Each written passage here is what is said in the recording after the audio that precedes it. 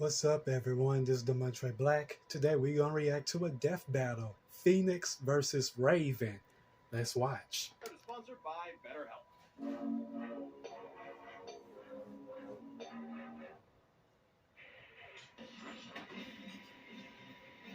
Jean Grey, the marvelous Phoenix of the X-Men. Raven, the Azeranthian demon witch of the Teen Titans. If absolute power corrupts absolutely, in our quest to contain the beast within, we may well be consumed by... Bird battle time! Caw! He's Wiz and I'm Boomstick. And it's our job to analyze their weapons, armor, and skills to find out who would win a death battle. In Greek mythology, the majestic phoenix bursts into flames upon its death, then rises from its own ashes.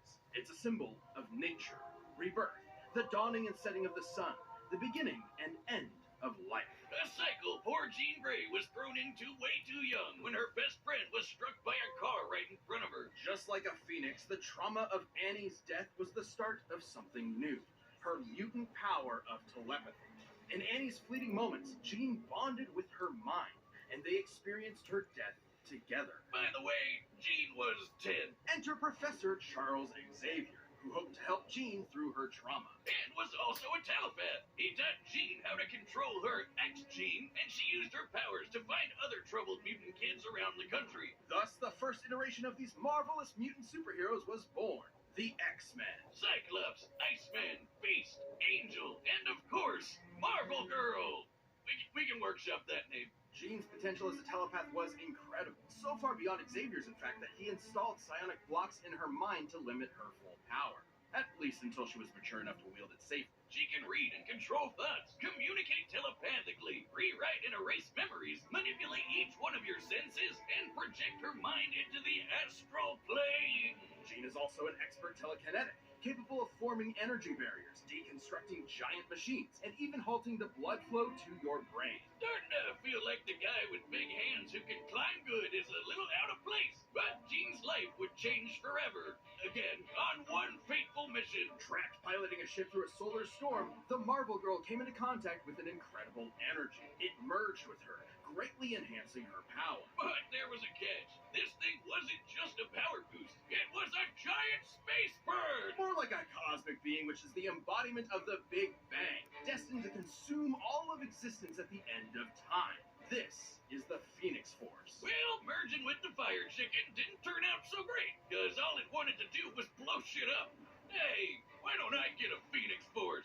That sounds awesome. The Phoenix Force desires destruction. Its fire will one day consume all of existence. That's its purpose. Unfortunately, this need for annihilation would prove too much for Jean, manipulating and corrupting her until a thoughtless moment where she obliterated an entire civilized planet.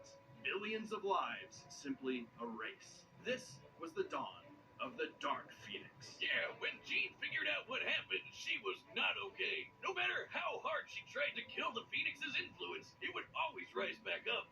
Good, because it's a Phoenix. And so, rather than allow this absolute power to consume her, Jean heroically sacrificed herself, ending the threat. What a beautifully tragic story about the corrupting influence of power on the human spirit. Not really. Turns out that wasn't actually Jean. The Phoenix was just kind of pretending to be her. She came back later. Oh, and she merged with the Phoenix again.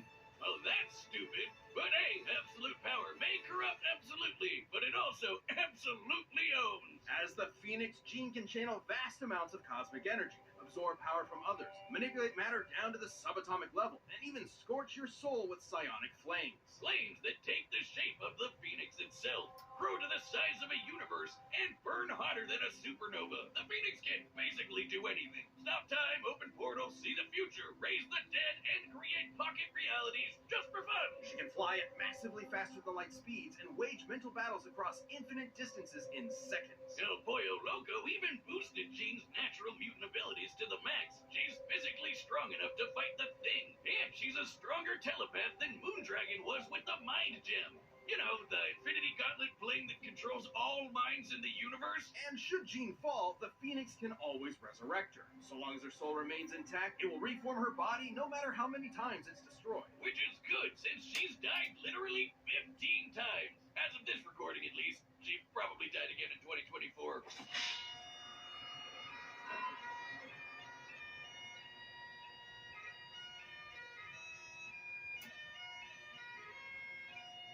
But hey, when Jean's not around, the Phoenix has jumped into other people. Rachel Gray, Hope Summers, Firehair. It's got a thing for redheads. Oh, you think it was a bad idea to have Jocelyn study it? I demand a raise! Nah, she's fine. Well, even with plenty of hosts to choose from, the Phoenix would often end up back with Jean. Like a clingy, codependent ex. While Jean might be stuck in a kind of love Ouroboros with Scott, Logan, Emma, basically everyone, her true bestie is the Phoenix. Because according to the Phoenix Force, she is its perfect vessel. The Phoenix is powerful enough to stalemate Galactus and defeat the being Necrom, who was going to collapse the multiverse into a singularity. With Old Man Logan as its host, the Phoenix saved the entire Omniverse from destruction. Yeah, basically the embodiment of the previous multiverse got mad and tried to flood reality with his evil juices. So, Old Man Phoenix held back a tsunami that would have erased all of Marvel Comics. Let's move on. Even after multiple possessions, Jean was never quite free from the influence of the Dark Phoenix and the threat of its ultimate destruction. But Jean's like the nicest and most patient person ever, so she eventually sort of got through to the Phoenix Force. And with their combined power emotionally stabilized, Jean reached her ultimate state of being, the White Phoenix of the Crown. Sounds like a Dark Souls boss, and just as bullshit. White Phoenix is a perfect merging of Jean and the Phoenix Force, allowing her to control time and space and hold friggin' universes in her hand. And giving her dominion over the White Hot Room, the highest plane of existence and the center of the Phoenix's power. Beyond the far shore of reality, it is a dimension the Phoenix has complete control over and even gets stronger while in it. But Phoenix could never get out of that let's kill everyone mindset, so Jean finally confronted it and dumped his ass. Yeah, she dumped a cosmic god of destruction. You go, girl. Time to take back the good old days of... Wait, they're calling her Marvel Girl again? Roll it back. But like a phoenix, the two will inevitably rise again and reunite, refreshed and renewed, with a passion that can melt stars and set our souls aflame. This episode is sponsored by BetterHelp. It can be easy to spend all your time on your work, your friends, your family. But how much time do you actually spend on yourself? Therapy can be an incredible asset to your mental health, even if you don't think you need it right at this moment. A lot of these problems can be hard to spot without self-reflection and an outside perspective. It's easy to accept things the way they are without realizing that maybe they could be better. Everyone can benefit from becoming the best version of themselves. Positive coping skills, setting boundaries, supporting others without leaving yourself behind, all incredibly important to practice in your journey for self-fulfillment. And in this super busy world, BetterHelp is entirely online and designed to be flexible to your schedule. All you have to do to start is fill out a brief questionnaire to be matched with a licensed therapist. And if you'd like to make a change, you can switch therapists at any time at no additional charge. Find more balance with BetterHelp. Visit BetterHelp.com/DeathBattle today to get 10% off your first month. That's BetterHelp, HELP.com/DeathBattle. Once upon a midnight dreary, the Demon Lord Trigon had a plan to escape his extra-dimensional prison. By manipulating a poor young Gothamite named Angela Roth, he would spawn a half-demon child that would summon him to Earth. See, this is one of the many reasons you don't live in Gotham. Thankfully, Angela was rescued and taken to a dimension called Azarath, filled with a bunch of smelly space hippies. And there, she would have her doomed daughter, Raven. The Azarathians were terrified of Raven. If she ever lost control of herself, even for a moment, she could release Trigon into the world and kickstart the apocalypse. So they trained her to control her mind, forbidding her from feeling any emotions whatsoever, and thus suppress Trigon's influence. Which is smart, since even without Trigon, she's strong enough to accidentally destroy the universe. I don't know, Wiz. Being told that if I get too mad or too happy I'd let loose the actual devil might just make me a dadman stressed out of my goddamn mind. I call it the prequel trilogy School of Psychotherapy. And much like a Jedi, Raven learned some sick magical powers. Raven is an empath and can sense the emotions of others even from across the universe. She can shape those emotions so precisely it acts as a form of mind control. She can sense your presence, absorb and redirect your pain, steal your energy for herself, communicate telepathically, erase memories, or just turn your brain off and put you to sleep. Her telepathy is so strong she could resist a mental attack from the Hive Queen, whose psionic abilities could overpower even Superman's mental defenses. God, I could use that some nights. And he can resist mind control from dudes who can destroy the multiverse. Seems like she's got this emotion shit locked down. What's the problem? Her very soul. While her body is ostensibly human, her soul is the locus for Trigon's corruption, and she can separate it from her own body in the form of her silhouette. It's a bird! It's a plane!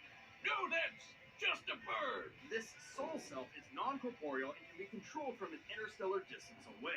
She can use it to fly, teleport across dimensions, possess people, smash ponies like a battering ram, and even absorb things into a pocket dimension of infinite darkness. Or the nightmares! It can also regenerate from complete disintegration. Sort of like a soul healing factor. You know, they probably should have thought twice about making the person who could accidentally end the world such a badass. Given Raven's fear of her dreaded destiny, it's fitting that her soul self should take the form of her namesake, a raven.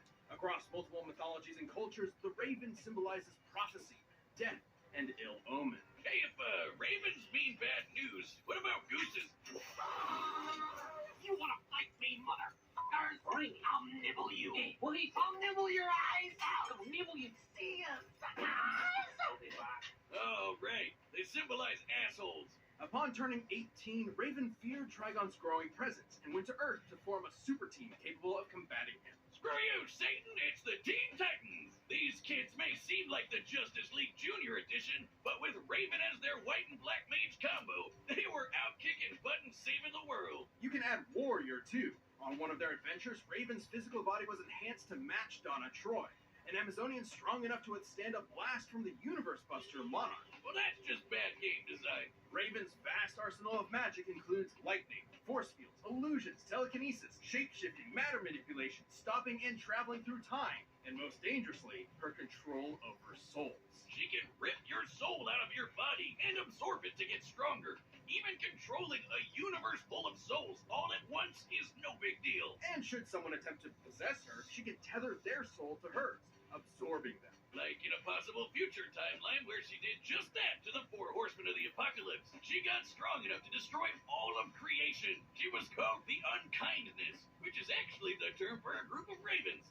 Neat. All of these powers made her an incredible asset for the Titans. No longer alone in Azarath awaiting inevitable doom, Raven found a new home with new friends. And a potential green-skinned love interest that DC is too cowardly to commit to. Come on, guys. We all ship it. Alongside Raven, the Titans have defeated the Church of Blood, the alien conqueror Mongol, and the Brotherhood of Evil. However, the more Raven used her powers, the more Trigon's influence grew, unleashing a frightening transformation. Dark Raven. Yeah, you can throw empathy out the window. As Dark Raven, she's a force of pure destruction. A perfect vanguard for her pop's hellish army. Like in the New 52 era, where she led Trigon's forces, conquering worlds for, quote, an eternity. Even destroying her body won't do much. She'll just keep fighting as a messed up demon ghost. But the Titans were not fair-weather friends. With their love and support, Raven overcame her dark side and purified her soul to battle her all-powerful father. We've been talking around him for a while, but Trigon is one of the biggest, baddest mother effers in DC Comics. Literally, evil personified. He's wiped out the Justice League with no effort, including our old pal, pre-Crisis Superman. The same Superman who flew so fast he broke the bonds of infinity. Trigon's destroyed entire universes, matched the fifth-dimensional imp Mr. Mxyzptlk, and even killed Dr. Fate in an alternate dimension. The same Dr. Fate who flew across reality at the velocity of God. Yeah, he's pretty strong, but so is Raven. You see, Raven was raised as a pacifist, afraid that if she let loose her father's powers would kill everyone she loved. But in truth, Raven's power never belonged to her father in the first place. It was hers. And Trigon had no idea how strong his daughter really was. With the Rings of Azar, Raven bonded with Azarath to overpower Trigon and destroy his soul. Even though her body got nuked in the process, she just kept superheroing without it. That's right, as a ghost! But even without her father's direct influence, Raven's incredible power continued to prove impressive. Like the time she fought the Spectre, an unbound angel of wrath whose conflicts often threaten all of reality. Long have the legends of old proclaimed the awesome might of the Goth GF, but I never knew they were true until this day, Wizard. Okay. Portents of Doom are nothing new for this shadow-clad sorceress. With her teammates at her side, there's no future this Titan can't overcome. Alright, combatants are set. We've run the data through all possibilities. It's time for a bird battle! Caw-caw!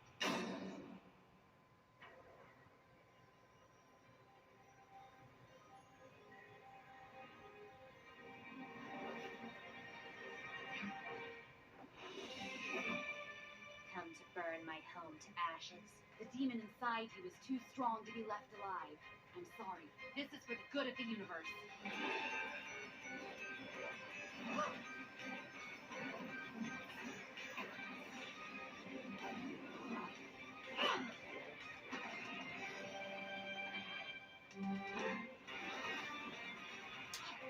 Azarath Metrion Synthos!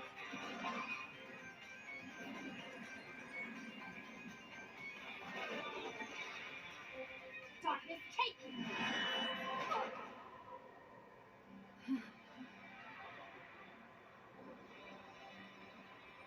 What's the matter? Afraid of the dark. You don't control my mind.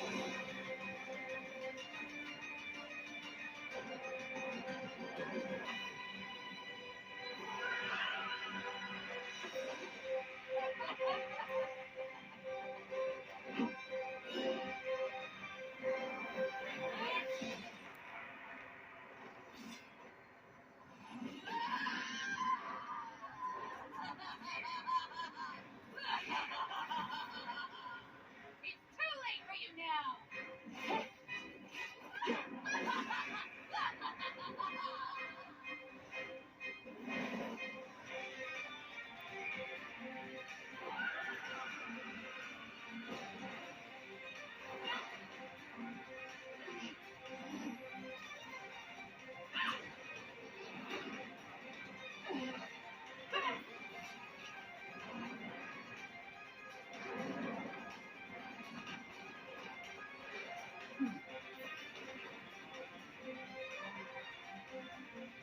Let me cleanse you of your demons, sear and scorch them all away.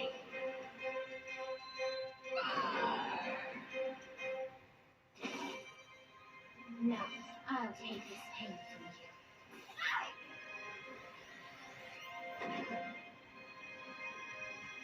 Enough! I'm taking everything that twisted you to somewhere white, hot, pure!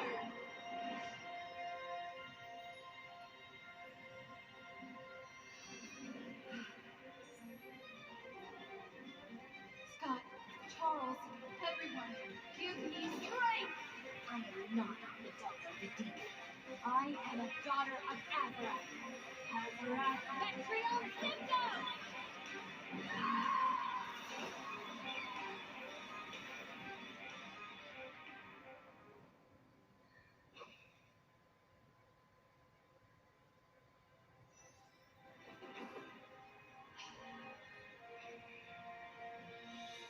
I'm home.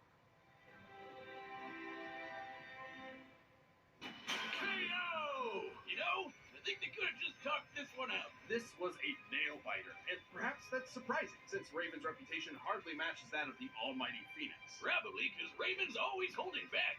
When she does it, you don't have to dig too deep to see that these two are evenly matched in power. The Phoenix Force was strong enough to hold back the destruction of all creation, but Raven had multiple showings of battling similarly powerful characters like Trigon and the Spectre, and both could compete with speeds exceeding infinity. Sure, Jean got a power boost in the White Hot Room, but that didn't make her invincible. The Phoenix has been overpowered there before, like by this big green cat.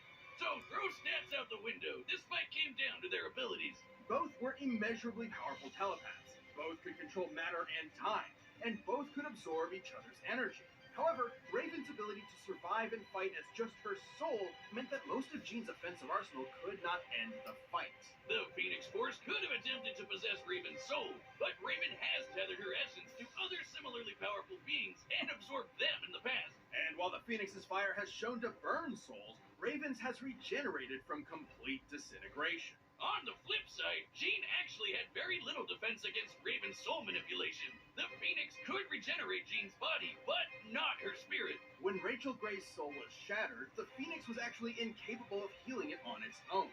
And while the Phoenix Force itself will be reborn in the White Hot Room, this can take months, years, even centuries. So it could be one hell of a war of attrition, but ultimately only Raven had the ability to finish this battle. Jean Grey was one of the strongest beings we've ever seen. but Raven's own awesome might, brilliant magic, and unique soul-destroying powers snuffed out her fire for good. Will the Phoenix rise again, returning from that far, far shore? Quote the Raven, nevermore. The winner is Raven. If you like the death battle, give a thumbs up and I will see you on my next reaction. This has been Demontre Black. Peace.